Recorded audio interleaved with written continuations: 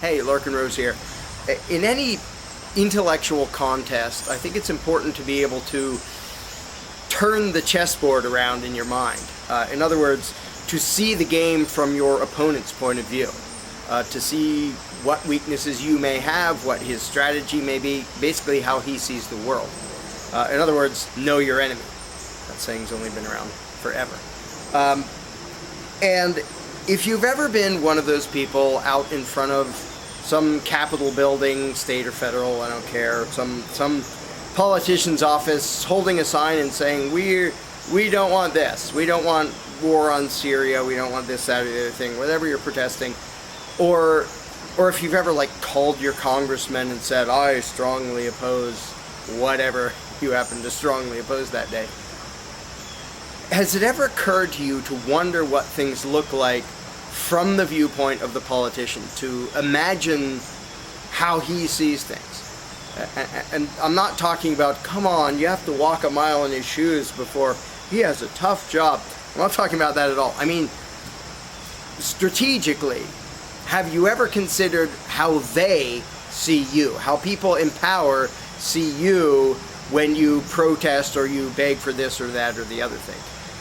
Do you really imagine that they are there in their big office buildings thinking, gosh, I hope I'm doing what my constituents want, and then the phone rings, they pick it up, oh my gosh, you wanted me to do something else?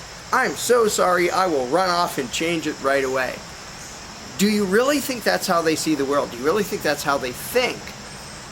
Do you really think they care in the slightest what you actually want? You know, it may be fun to go and scream at them, but what do you hope to accomplish? What do you think's going to happen?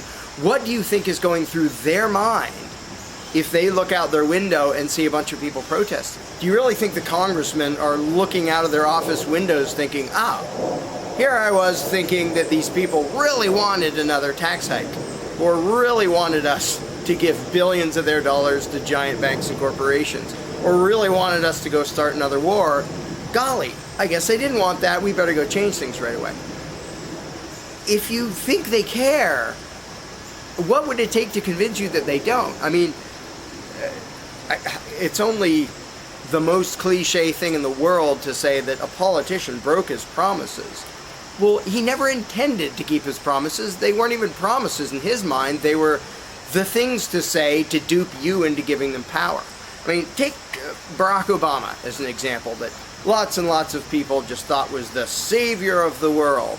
Now, do you actually think that he was really anti-war and pro-peace and pro-freedom when he ran for office, but since then said, nah, I think it's good to have wars all over the place? He lied to you, so you put him in power. And the moment he was in power, he didn't care what you think. He didn't care what you think before you voted. He just wanted you to vote, so he lied to you and pretended to be something he isn't. Golly, when has that ever happened? Well, every political election, always, since the beginning of time. They pretend to have an agenda other than what you want. Because if they actually wanted what you want, they would vote for you. They want power for themselves, which is why they run for office. But they know to get your vote, when they're having little competitions with their fellow megalomaniacs to see who is going to hold that seat for a while, the contest is basically which of them is better at lying to you and duping you into thinking they care in the slightest about what you want and want to go there to serve your interests. So really, when you scream and holler at them, it kind of implies that you think they care. I mean, look at Obama and all the happy warmongering he's doing. Again, does anyone imagine he changed his mind, that he used to actually be pro-peace? And the people are like, we voted for you and we don't want this. He knows you don't want it. That's why when he was campaigning, he pretended to be anti-war. And you fell for it. And you believed it. Now that he's in office, you think he's going to start caring now? He didn't care then. He doesn't care now. You put him into power, and there's nothing you can do about it now. Ha ha.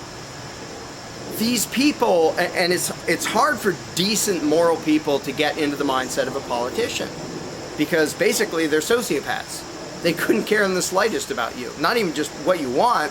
They don't care if you suffer and die, as long as they have their power.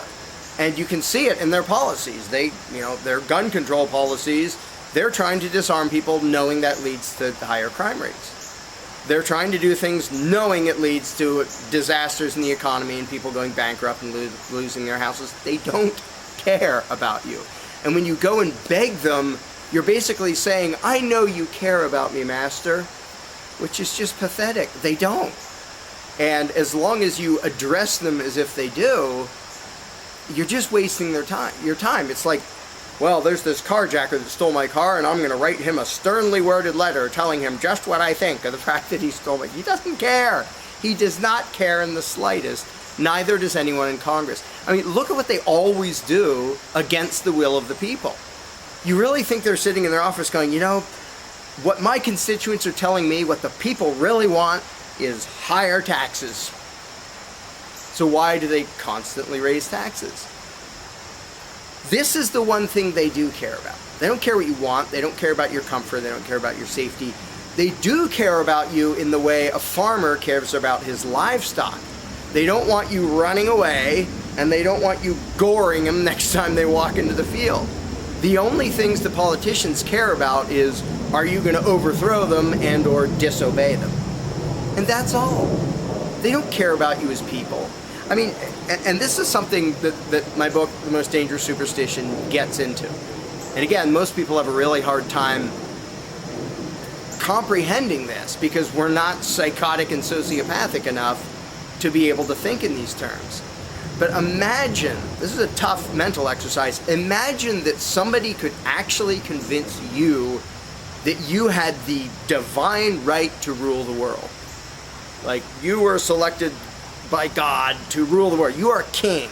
You are the rightful king of the world. Everyone else is your rightful subject and has an obligation to obey you. You have the right to rule. Now, you have to be a little bit nuts to believe such a lie, but if you can try to imagine that, how do you think you would view and treat other people? Would you treat them as equals? No. If you were actually convinced that they were your subjects, basically your property, you wouldn't treat them like people. It's like the slave master will never be nice to the slaves because he views them as property. The moment he views them as people, he recognizes that what he's doing is horribly evil and says, oh, you're free. Sorry. Let me do anything I can possibly do to make up for the fact that I just stole a ton of your life from you. But that never happens because he's convinced, no, they're my rightful property, and he treats them accordingly, just like a farmer treats livestock. Actually, slave masters can sometimes be nastier because something inside them tells them that this isn't quite right, and they take it on the slave. Anyway, that's a different psychological thing. But if you get into the mindset of somebody who actually thinks he is authority. Now, my whole thing in The Most Dangerous Superstition and a bunch of what I do is look at how the belief in authority affects different groups. One of the groups that most people don't usually think about, I mean, I talk about how it affects cops and soldiers all the time, but the actual lawmakers, the people who are duped into believing that they have the right to control you and take your money, they can't view you as equals. It's utterly incompatible with them imagining that they are lawmakers, that they are authority and have the right to do that.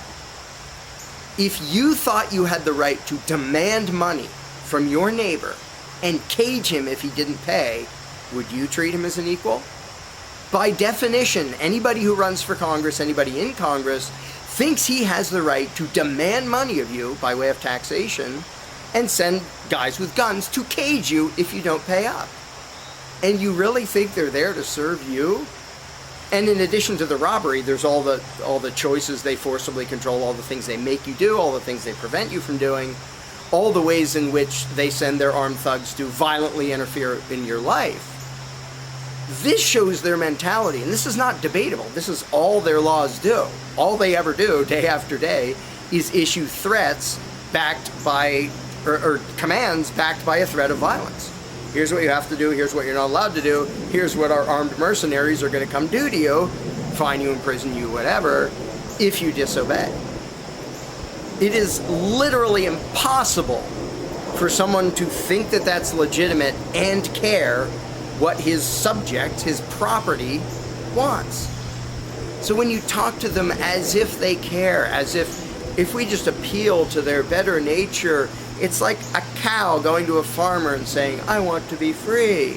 And the farmer hears, moo, and he goes, oh, well, whatever. The farmer will do enough to keep the cow alive and well-fed, even happy to a certain point, to be more productive. Likewise, the politicians want their subjects to be content and comfortable enough that they don't revolt or run away or one way or another mess up their happy little arrangement with the control freaks being parasites off the productive people. But they don't care about you as people. They don't care what you want. They can. If anybody really cared what you want as a human being, he would never imagine himself to have the right to rule you. So don't go to the politicians and say, we really want. They don't care any more than the carjacker or the purse thief or the rapist cares what his victim wants. They don't care in the slightest.